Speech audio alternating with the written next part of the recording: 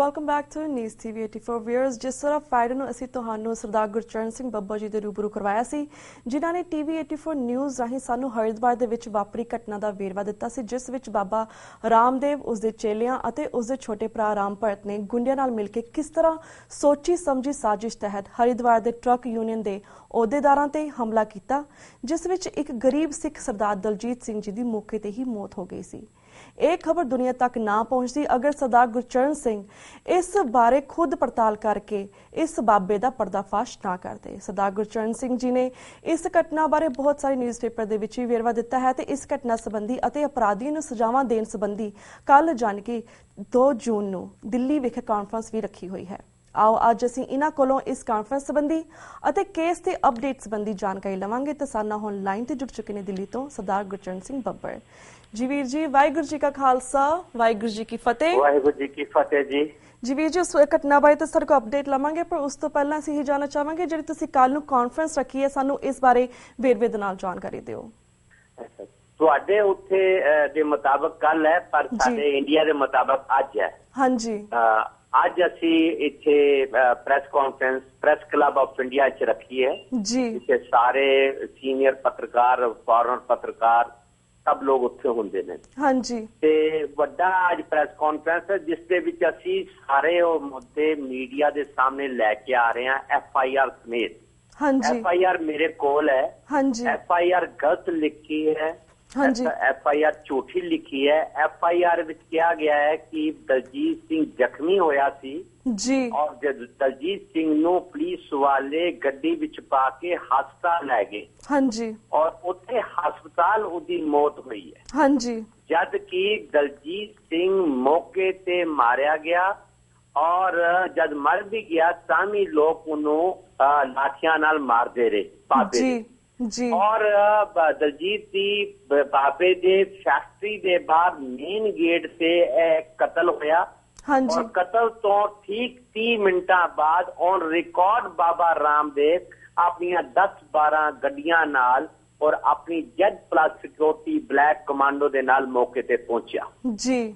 ਬਾਬਾ ਦੇ ਪਹੁੰਚਣ ਤੋਂ 15 ਮਿੰਟ ਬਾਅਦ ਪੁਲਿਸ ਪਹੁੰਚੀ ਹੈ। ਹਾਂਜੀ। ਔਰ FIR 'ਚ ਲਿਖਿਆ ਗਿਆ ਹੈ ਕਿ ਦਲਜੀਤ ਸਿੰਘ ਜਿਹੜਾ ਹੈ ਉਹ ਹਸਪਤਾਲ ਉਹਦੀ ਮੌਤ ਹੋਈ ਹੈ, ਜਦਕਿ ਲਾਸ਼ ਪਈ ਸੀ। ਬਾਬੇ ਦਾ ਕਾਫਲਾ ਲਾਸ਼ ਦੇ ਨਜ਼ਦੀਕ ਰੁਕਿਆ ਆਪਣੀ ਫੈਕਟਰੀ, ਕਿਉਂਕਿ ਬਾਬਾ ਦੀ ਉੱਥੇ ਸੀ। ਬਾਬਾ ਉਤਰਿਆ, ਲਾਸ਼ ਥੱਲੇ ਪਈ ਹੈ ਸਾਹਮਣੇ ਬਿਲਕੁਲ ਦਲਜੀਤ ਸਿੰਘ ਔਨ ਰਿਕਾਰਡ। ਇਹ ਗੱਲ ਜਿਹੜੀ ਹੈ SSP ਨੇ ਵੀ ਮੰਨੀ ਹੈ, ਔਰ FIR ਕੁਝ ਹੋਰ ਲਿਖਿਆ ਹੈ ਤੇ ਖੁਦ ਮੂੰਹ ਨਾਲ ਕੁਝ ਹੋਰ ਬੋਲ ਰਹੇ ਨੇ ਔਨ ਰਿਕਾਰਡ। ਇਹ ਗੱਲ ਇਹ ਸਾਹਮਣੇ ਆਣੀ ਹੈ ਜੀ ਅੱਜ ਪ੍ਰੈਸ ਕਾਨਫਰੰਸ। ਦੂਸਰੀ, ਅਸੀਂ ਇੱਕ ਕਮਿਊਨੀਕੇਸ਼ਨ ਬਹੁਤ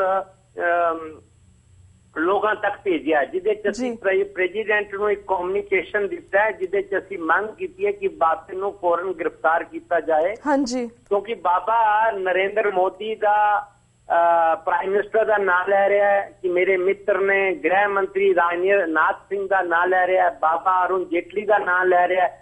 ਬਾਬਾ ਹਿੰਦੁਸਤਾਨ ਦੇ ਸਾਰੇ ਸੈਂਟਰ ਦੇ ਵੱਡੇ ਮੰਤਰੀਆਂ ਦਾ ਪ੍ਰਭਾਵ ਇਸਤੇਮਾਲ ਕਰ ਰਿਹਾ ਹੈ ਜੀ।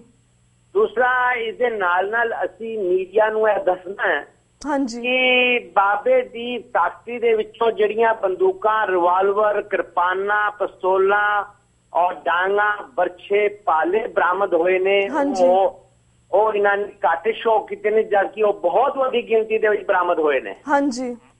ਨਾਲ ਹੀ ਅਸੀਂ ਇਹ ਦੱਸਣਾ ਹੈ ਮੀਡੀਆ ਨੂੰ ਕਿ ਜਿਹੜੀਆਂ CC ਫੁਟੇਜ ਜਿਨ੍ਹਾਂ ਨੇ ਲਈਆਂ ਨੇ, ਉਹ CCTV ਫੁਟੇਜ ਜਿਹੜੀਆਂ ਨੇ ਉਹ ਡਿਲੀਟ ਮਾਰੀ ਹੋਈ ਹੈ। ਹਾਂਜੀ।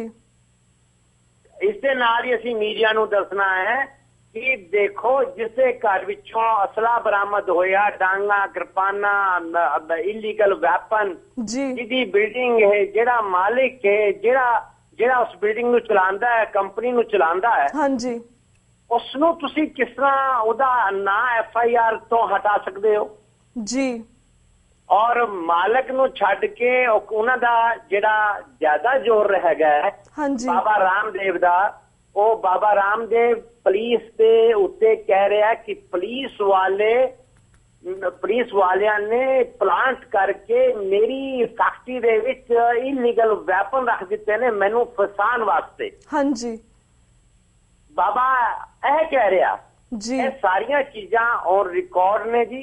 ਹਾਂਜੀ, ਜਿਹੜੀਆਂ ਅਸੀਂ ਮੀਡੀਆ ਦੇ ਸਾਹਮਣੇ ਲੈ ਕੇ ਆ ਰਹੇ ਹਾਂ ਔਰ ਮੀਡੀਆ ਦੇ ਸਾਹਮਣੇ ਫੈਮਿਲੀ ਦੇ ਮੈਂਬਰ ਵੀ ਮੇਰੇ ਨਾਲ ਬੈਠਣਗੇ। ਹਾਂਜੀ, ਔਰ ਤਾਂ ਕਿ ਅਸੀਂ ਮੀਡੀਆ ਦੇ ਲੋਕਾਂ ਨੂੰ ਦੱਸ ਸਕੀਏ ਕਿ ਇਹ ਗਰੀਬ ਪਰਿਵਾਰ ਹੈ ਜੀ ਔਰ ਇਸ ਪਰਿਵਾਰ ਦੇ ਵਿੱਚ ਜਿਹੜਾ ਦਲਜੀਤ ਸਿੰਘ ਹੈ ਉਹਦੀ ਵਾਈਫ ਇੱਕ ਘਰੇਲੂ ਲੇਡੀ ਹੈ ਜਿਹੜੀ ਇੱਕ ਛੋਟੇ ਜਿਹੇ ਪਿੰਡ ਦੇ ਵਿੱਚ ਰਹਿੰਦੀ ਹੈ ਜੀ, ਜਿਹਦੇ 2 ਛੋਟੇ ਬੱਚੇ ਨੇ। ਹੁਣ ਤੱਕ ਸਰਕਾਰ ਨੇ ਕਿਸੇ ਵੀ ਤਰ੍ਹਾਂ ਦੀ ਇਮਦਾਦ ਕਰਨ ਦੀ ਕੋਈ ਵੀ ਅਨਾਉਂਸਮੈਂਟ ਨਹੀਂ ਕੀਤੀ ਜੀ। ਇਹ ਵੀ ਬੜੀ ਸ਼ਰਮ ਦੀ ਗੱਲ ਹੈ ਕਿ ਗਵਰਨਮੈਂਟ ਨੇ ਵੀ ਕਿਸੇ ਵੀ ਤਰ੍ਹਾਂ ਉਸ ਵਿਕਟਮ ਵਿਡੋ ਦੀ ਮਦਦ ਦਾ ਕੋਈ ਅਨਾਉਂਸਮੈਂਟ ਨਹੀਂ ਕੀਤਾ। ਹਾਂਜੀ, ਨਾਲ ਹੀ ਅਸੀਂ ਇਹ ਗੱਲ ਹੋਰ ਦੱਸਣੀ ਹੈ, ਨਵੰਬਰ 1984 ਵਿੱਚ ਹਰਿਦੁਆਰ ਦੇ ਵਿੱਚ ਕਤਲੇਆਮ ਹੋਇਆ ਸੀ ਜਿੱਥੇ ਬਾਬਾ ਜੀ ਦਾ ਪਵਿੱਤਰ ਗੁਰਦੁਆਰਾ ਗਿਆਨ ਗੋਦਰੀ ਮਲਿਆ ਮੇਟ ਹੋਇਆ ਸੀ ਜੀ। ਉਹ ਗੁਰਦੁਆਰਾ ਇਤਿਹਾਸਕ ਜਿਹੜਾ ਮਲਿਆ ਮੇਟ ਹੋਇਆ ਸੀ ਉਹ ਬਾਬਾ ਦੇ ਆਸ਼ਰਮ ਤੋਂ ਕੁਝ ਹੀ ਕਿਲੋਮੀਟਰ ਦੀ ਦੂਰੀ ਤੇ ਹੈ, ਜਿੱਦਾਂ 5-7 ਕਿਲੋਮੀਟਰ ਦੀ ਦੂਰੀ ਤੇ ਹੈ। ਹਾਂਜੀ, ਔਰ ਇਹ ਜਿਹੜਾ ਦਲਜੀਤ ਸਿੰਘ ਦਾ ਕਤਲ ਕਰਨ ਦਾ ਜਿਹੜਾ ਤਰੀਕਾ ਸੀਗਾ ਜੀ, ਉਹ ਤਰੀਕਾ ਬਿਲਕੁਲ 1984 ਵਾਲਾ ਸੀਗਾ। ਇੱਕ ਬੰਦੇ ਨੂੰ ਘੇਰ ਕੇ 300-400 ਬੰਦਿਆਂ ਨੇ ਮਾਰ ਦਿੱਤਾ। ਹਾਂਜੀ, ਇਹ ਸਾਰੀਆਂ ਚੀਜ਼ਾਂ ਅਸੀਂ ਦਿੱਲੀ ਦੇ ਵਿੱਚ ਨੈਸ਼ਨਲ ਔਰ ਇੰਟਰਨੈਸ਼ਨਲ ਮੀਡੀਆ ਦੇ ਸਾਹਮਣੇ ਰੱਖਾਂਗੇ ਔਰ ਅਸੀਂ ਮੀਡੀਆ ਰਾਹੀਂ ਸਰਕਾਰ ਨੂੰ ਚੇਤਾਵਨੀ ਦੇਵਾਂਗੇ ਜੀ, ਵਾਰਨ ਕਰਾਂਗੇ ਅਸੀਂ ਕਿ ਜੇ ਤੁਸੀਂ ਸਾਡੇ ਨਾਲ ਜਸਟਿਸ ਨਹੀਂ ਕੀਤਾ ਤੇ ਅਸੀਂ ਇਸ ਮਾਮਲੇ ਨੂੰ ਹਾਈ ਕੋਰਟ ਔਰ ਸੁਪਰੀਮ ਕੋਰਟ ਲੈ ਕੇ ਜਾਵਾਂਗੇ ਔਰ ਇਸ ਮਾਮਲੇ ਨੂੰ ਅਸੀਂ ਇੰਟਰਨੈਸ਼ਨਲ ਮੰਚ ਤੇ ਖੜਾ ਕਰਾਂਗੇ ਜੀ। ਬਿਲਕੁਲ। ਤੇ ਵੀਰ ਜੀ, ਜਿਸ ਤੁਸੀਂ ਫਰਾਈਡੇ ਕਿਹਾ ਸੀ ਕਿ ਬਾਬਾ ਰਾਮਦੇਵ ਉਸ ਵੇਲੇ ਫਰਾਰ ਸੀਗੇ, ਉਹ ਲੱਭ ਨਹੀਂ ਹੋ ਰਹੇ ਸੀਗੇ, ਪਰ ਹੁਣ ਕੀ ਬਾਬਾ ਰਾਮਦੇਵ ਦਾ ਸਟੇਟਸ ਹੈ ਕਿ ਇਸ ਵੇਲੇ ਉਹ ਲਾਈਕ ਸਾਹਮਣੇ ਨਹੀਂ, ਉਹਨਾਂ ਨਾਲ ਗੱਲਬਾਤ ਹੁੰਦੀ ਹੈ ਤੁਹਾਡੀ ਜਾਂ ਫਿਰ ਕਿਸੇ ਹੋਰ ਦੀ? ਨੋ ਬਾਬਾ ਰਾਮਦੇਵ ਇਸ ਵਕਤ ਬਿਲਕੁਲ ਅੰਡਰਗਰਾਉਂਡ ਹੈ ਜੀ। ਉਹ ਮੀਡੀਆ ਨਾਲ ਗੱਲ ਨਹੀਂ ਕਰ ਰਿਹਾ ਜੀ, ਉਹ ਸੋਰਸਿਸ ਨਾਲ ਗੱਲ ਮੀਡੀਆ ਦੇ ਵਿੱਚ ਭੇਜਦਾ।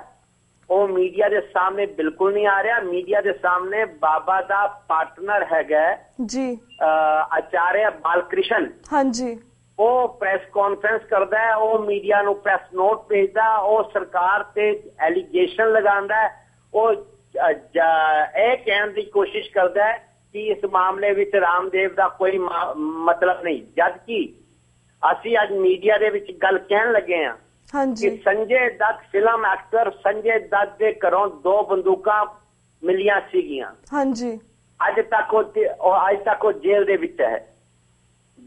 ਆਸਾਰਾਮ ਦੇ ਖਿਲਾਫ ਇੱਕ FIR ਲਿਖੀ ਗਈ ਸੀ। ਆਸਾਰਾਮ ਦਿੱਲੀ ਵਿੱਚ ਸੀ, ਇੱਕ FIR ਲਿਖੀ ਗਈ ਸੀ। ਬਾਪੂ ਆਸਾਰਾਮ ਅੱਜ ਤੱਕ ਜੇਲ੍ਹ ਵਿੱਚ ਹੈ। ਹਾਂਜੀ, Shashi Tharoor cabinet minister of India ਆਪਣੀ ਕੈਬਨਿਟ ਮੀਟਿੰਗ ਦੇ ਵਿੱਚ ਮਨਮੋਹਨ ਸਿੰਘ ਦੇ ਨਾਲ ਮੀਟਿੰਗ ਵਿੱਚ ਬੈਠਾ ਸੀ।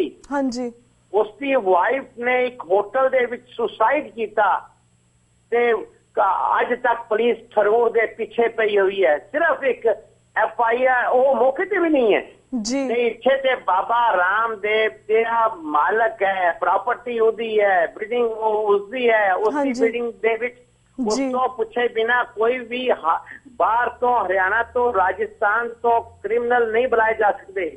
ਉਸਦੀ ਪਰਮਿਸ਼ਨ ਤੋਂ ਬਿਨਾ ਉਸਦੀ ਫੈਕਟਰੀ ਦੇ ਵਿੱਚ ਇਲੀਗਲ ਵੈਪਨ ਨਹੀਂ ਰੱਖੇ ਜਾ ਸਕਦੇ। ਹਾਂਜੀ, ਬਾਬਾ ਨੇ ਸੁਪਾਰੀ ਦਿੱਤੀ ਟਰੱਕ ਡਰਾਈਵਰਾਂ ਨੂੰ ਸਬਕ ਸਿਖਾਉਣ ਦੀ, ਕਿਉਂਕਿ ਟਰੱਕ ਡਰਾਈਵਰ ਬਾਬੇ ਦੀ ਗੱਲ ਨਹੀਂ ਮੰਨ ਰਹੇ ਸੀ। ਬਾਬੇ ਨੂੰ ਗੁੱਸਾ ਚੜਿਆ, ਬਾਬੇ ਨੇ ਸੁਪਾਰੀ ਦਿੱਤੀ ਆਪਣੇ ਭਰਾ ਨੂੰ ਔਰ ਬਾਬੇ ਦੀ ਸੁਪਾਰੀ ਦੇ ਉੱਤੇ ਸਾਰਾ ਕੰਮ ਹੋਇਆ। ਇਸ ਕਰਕੇ ਬਾਬਾ ਮਾਲਿਕ ਹੈ, ਬਾਬੇ ਦੀ ਅਰੈਸਟ ਬਹੁਤ ਜ਼ਰੂਰੀ ਹੈ ਜੀ। ਬਿਲਕੁਲ। ਤੇ ਵੀਰ ਜੀ, ਜਿਸ ਤਰ੍ਹਾਂ ਇਹ ਘਟਨਾ ਬਾਹਰ ਆਈ ਹੈ, ਇੰਡੀਅਨ ਮੀਡੀਆ ਦਾ ਇਸ ਦੇ ਉੱਪਰ ਕੀ ਰੋਲ ਹੈ? ਬਿਕੋਜ਼ ਸੁਣਨ ਵਿੱਚ ਆਇਆ ਕਿ ਉਹ ਇਸ ਤਰ੍ਹਾਂ ਦੱਸ ਰਹੇ ਕਿ ਇੱਕ ਸਿੱਖ ਦਲਜੀਤ ਸਿੰਘ ਦੀ ਮੌਤ ਹੋਈ, ਸਿਰਫ ਇਹ ਕਹਿ ਰਹੇ ਨੇ ਕਿ ਇੱਕ ਬੰਦੇ ਦੀ ਮੌਤ ਹੋਈ ਹੈ। ਸੋ ਇੰਡੀਅਨ ਮੀਡੀਆ ਦਾ ਓਵਰਆਲ ਇਸ ਘਟਨਾ ਤੇ ਤੁਹਾਡੇ ਖਿਆਲ ਦੇ ਨਾਲ ਕੀ ਰੋਲ ਹੈ? ਨਹੀਂ, ਉਹ ਰਿਪੋਰਟਿੰਗ ਕਰ ਰਹੇ ਨੇ। ਮੈਂ ਦੇਖਿਆ ਕਿ ਇੰਡੀਅਨ ਮੀਡੀਆ ਇੱਕ ਰਿਪੋਰਟਿੰਗ ਕਰ ਰਿਹਾ ਔਰ ਸਿਰਫ ਰਿਪੋਰਟਿੰਗ ਇਹ ਕਰ ਰਿਹਾ ਘਟਨਾ ਹੋਈ ਜੀ, ਉਹ ਵਾਇਲੈਂਸ ਹੋਇਆ ਜੀ, ਇੱਕ ਬੰਦਾ ਮਾਰਿਆ ਗਿਆ ਜੀ ਬਾਬੇ ਦੀ ਫੈਕਟਰੀ ਤੇ। ਉਹ ਇਦਾਂ ਜਾਪਦਾ ਹੈ ਕਿ ਮੀਡੀਆ ਨੂੰ ਪ੍ਰੋਪਰ ਇਹਨਾਂ ਨੇ ਫੋਲੋ ਕਰ ਲਿਆ ਹੈ ਔਰ ਮੀਡੀਆ ਨੂੰ ਇਹਨਾਂ ਨੇ ਕੰਟਰੋਲ ਵਿੱਚ ਕਰ ਰੱਖਿਆ। ਮੀਡੀਆ ਕਿਤੇ ਵੀ ਦਲਜੀਤ ਸਿੰਘ ਦੇ ਪੱਖ ਦੇ ਵਿੱਚ ਨਹੀਂ ਹੈ। ਬਿਲਕੁਲ ਇੱਕ ਸਟੋਰੀ ਕਰਦਾ, ਇੱਕ ਸਟੋਰੀ ਜਿਸ ਤਰ੍ਹਾਂ ਇੱਕ ਘਟਨਾ ਹੋਈ ਤੇ ਬੰਦਾ ਮਰ ਗਿਆ ਔਰ ਇਹ ਇੱਕ ਘਟਨਾ ਹੈ, ਇੱਕ ਇੰਸੀਡੈਂਟ ਹੈ। ਹਾਂਜੀ। ਔਰ ਜਦ ਕਿ ਮੈਨੂੰ ਜਿਹੜੀਆਂ ਖਬਰਾਂ ਮਿਲੀਆਂ ਨੇ ਮੇਰੇ ਸੋਰਸ ਰਾਹੀਂ, ਕਿਉਂਕਿ ਮੇਰਾ ਪ੍ਰੋਫੈਸ਼ਨ ਜਰਨਲਿਜ਼ਮ ਹੈ, ਹਾਂਜੀ, ਮੈਂ ਆਪਣੇ ਸੋਰਸ ਰਾਹੀਂ ਕਈ ਚੀਜ਼ਾਂ ਇਕੱਠੀਆਂ ਕੀਤੀਆਂ ਨੇ। ਮੇਰੇ ਕੋਲ ਕਾਫੀ ਕੁਝ ਚੀਜ਼ਾਂ ਇਕੱਠੀਆਂ ਹੋ ਗਈਆਂ ਨੇ। ਬਾਬੇ ਦਾ ਪਰਸਨਲ ਦੋਸਤ ਹੈ उत्तराखंड का मुख्यमंत्री हरीश रावत जी, जबकि हरीश रावत कांग्रेस पार्टी का लीडर है और कांग्रेस पार्टी का रूल है उत्तराखंड दे विच। पर हरीश रावत दी बाबा रामदेव नाल पर्सनल दोस्ती है जी। एक तरफ से हरीश रावत उसनों मदद कर रहा है जी, दूसरी तरफ बाबा रामदेव पुलिस से एलिगेशन लगवा रहा है कि पुलिस मैनू और जानबूझ के फसाना चाहती है। हाँ जी। और सेंटर नु कह रहा है कि देखो स्टेट दे विच कांग्रेस दा रूल है, इस करके पुलिस जिहड़ी है मैनू तंग कर रही है जी। और सेंटर दे मिनिस्टरां दा नाम लैके और पुलिस अफसरां ते दबाव बना रहा है। इस करके पुलिस अफसरां ने हुण तक बाबा नू पुछण दी जुरत नहीं दिखाई जी, जबकि बाबा दी इमीडिएट अरेस्ट होनी चाहिए थी। हाँ जी। हेलो। हाँ जी Veer ji one quick question because साडे कोल 30-40 सैकेंड्स रह गए ने। जिस तुसीं गल कीती तुसीं ਵੱਖ-ਵੱਖ पॉइंट दसे ने कि FIR दे विच की गल्लां गलत सीआं, इस नूं किस तरह करैक्ट करने की जरूरत है। पर जिस तरह तुसीं गल कीती इहदे फैक्ट्री दे विच कितना सारा असला बरामद होया, इन्ना सारा पिस्टल्स बरामद होईयां, किरपानां बरामद होईयां ने, राइफल्स बरामद होईयां ने। कि FIR दे विच असले बारे भी कि आर्म दे उपर भी कोई FIR लिखी गई? असले बारे गोलमोल है जी, अवैध हथियार बरामद हुए जी। देखो असले बारे गल जी गोलमोल की है, मन भी लई है, पर यह भी क्या है कि असला बरामद होया, गोलमोल खुलासा नहीं किया जी। जबकि जिथे 300-400 बंदे होन उन्हां दे हाथां दे विच डंडे, सोटे, किरपाना, भाले, बंदूकां, पिस्तौलां होन, फायरिंग जम के हुई होवे जी और 45 मिनट तक पुलिस ना पहुंचे। हाँ जी, तुसीं अंदाजा लगा लो कितना वैपन होएगा। बिल्कुल जी जी। ਤੇ ਵੀਰ ਜੀ ਸਾਡਾ ਹੁਣ ਤਾਂ ਵਕਤ ਸਮਾਪਤੀ ਵੱਲ ਜਾ ਰਿਹਾ, ਪਰ ਅਸੀਂ ਚਾਹਾਂਗੇ ਜਿਸ ਤਰ੍ਹਾਂ ਆਉਣ ਵਾਲੇ ਦਿਨਾਂ ਦੇ ਵਿੱਚ ਵੀ ਐਸੀ ਜਿਹੜੀ ਤੁਸੀਂ ਕਾਨਫਰੰਸ ਕਰਵਾ ਰਹੇ ਹੋ ਇਸ ਬਾਰੇ ਵੀ ਅਸੀਂ ਅਪਡੇਟ ਆਪਣੇ ਦਰਸ਼ਕਾਂ ਨੂੰ ਜ਼ਰੂਰ ਦੇਵਾਂਗੇ, ਤੁਹਾਨੂੰ ਫਿਰ ਤੋਂ ਰੂਬਰੂ ਕਰਵਾਵਾਂਗੇ। ਪਰ ਥੈਂਕ ਯੂ ਸੋ ਮਚ ਕਿ ਤੁਸੀਂ ਇਸ ਮੁੱਦੇ ਦੇ ਉੱਪਰ ਆਪਣੇ ਵਿਚਾਰ ਪੂਰੇ ਵੇਰਵੇ ਸਹਿਤ ਸਾਡੇ ਦਰਸ਼ਕਾਂ ਨਾਲ ਸਾਂਝੇ ਕੀਤੇ, ਸਾਨੂੰ ਜਾਣਕਾਰੀ ਦਿੱਤੀ। ਹੁਣ ਅਸੀਂ ਤੁਹਾਡੇ ਕੋਲ ਇਜਾਜ਼ਤ ਲੈਂਦੇ ਹਾਂ ਵੀਰ ਜੀ। ਵਾਹਿਗੁਰੂ ਜੀ ਕਾ ਖਾਲਸਾ, ਵਾਹਿਗੁਰੂ ਜੀ ਕੀ ਫਤਿਹ। ਵਿਊਅਰਸ ਇਸ ਦੇ ਨਾਲ ਅਸੀਂ ਤੁਹਾਡੇ ਕੋਲ ਇਜਾਜ਼ਤ ਲੈਂਦੇ ਹਾਂ। ਕੱਲ੍ਹ ਮਿਲਾਂਗੇ ਸੇਮ ਟਾਈਮ ਸੇਮ ਸ਼ੋਅ ਤੇ। ਤਦ ਤੱਕ ਲਈ ਵਾਹਿਗੁਰੂ ਜੀ ਕਾ ਖਾਲਸਾ, ਵਾਹਿਗੁਰੂ ਜੀ ਕੀ ਫਤਿਹ।